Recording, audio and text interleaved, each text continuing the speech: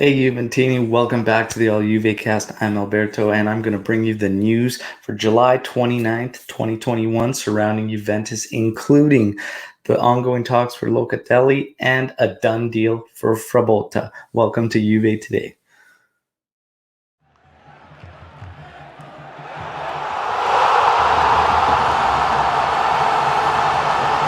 All right, so we're going to kick it off with some news out of camp. Basically, Bentancur and Morata are back to work today with Juventus, with the rest of the players slated to return on Monday at the top of the week. And then we should be back at our full squad and hoping to add a couple of additions. As far as camp goes, De Ligt and McKennie continue to impress, both being in great physical shape, showing up for camp, and both doing very, very well. That is exciting news for Juventini, especially McKennie, who I think is going to have a tremendous season under Max Allegri. He came out of the gates hard last season, but we know that he had a nagging hip injury, which kind of made him a little bit weaker down the stretch. Expect big things out of Weston McKennie, especially with a more consistent role and position on the squad. So exciting stuff.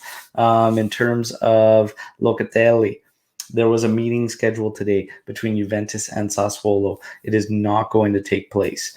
Cannavale, also the CEO of Sassuolo, says that they're going to close their mercado at the beginning of August. And if there's no suitable offer for Locatelli, that he will just simply stay.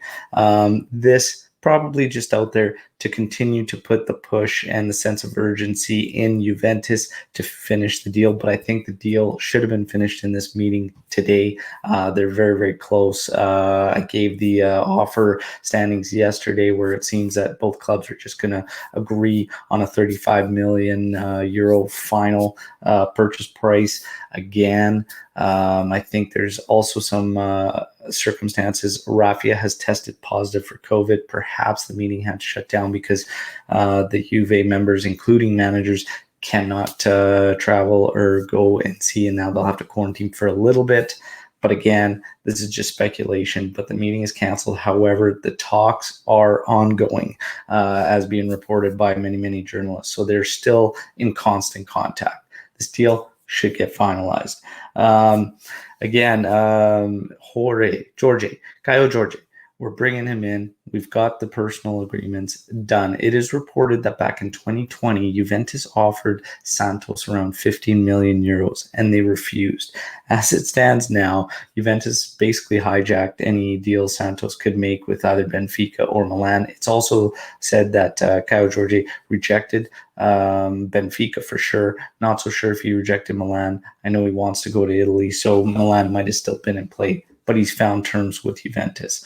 The clubs are about 3 million euros apart. Santos wanting 5 to 6 in that range, and Juve offering 2 to 3. So they're a little ways apart. Again, Juventus doesn't have to purchase. They have the agreement with the player. They could wait it out to when he's free, but they're trying to bring him in so that he can be part of camp starting on Monday.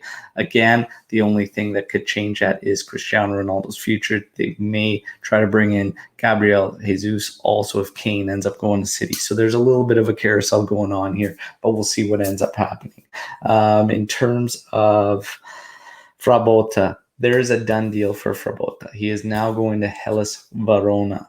Obviously, there was deals there in place for him to join other clubs. They fell through, but he's got a done deal with Hellas Verona. It is a loan with an option to buy, but it becomes an obligation if certain criteria are met.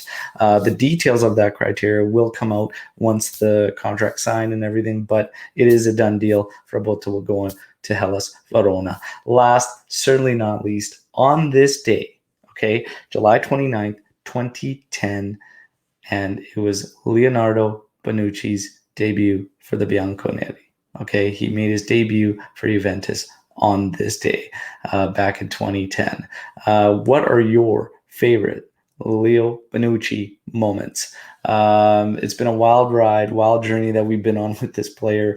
I was at the match at Juventus Stadium, okay, Allianz Stadium, where after he made the move to Milan, he came and played against us, and that was something wild and very, very almost bizarre, surreal to watch because he had spent so much time with Juventus, of course, and now he's back and he's just had a big European championship alongside his partner in crime there, Chiellini. And I see all the Juventini out there buying Bonucci jerseys and this renewed sense of love and passion for the player, and it's interesting. But I want to hear your favorite Bonucci moments. He's had many. He was part, of course, of the great BBC, and I could pretty much just take that season and say that was the absolute best from Bonucci. It was fantastic to see.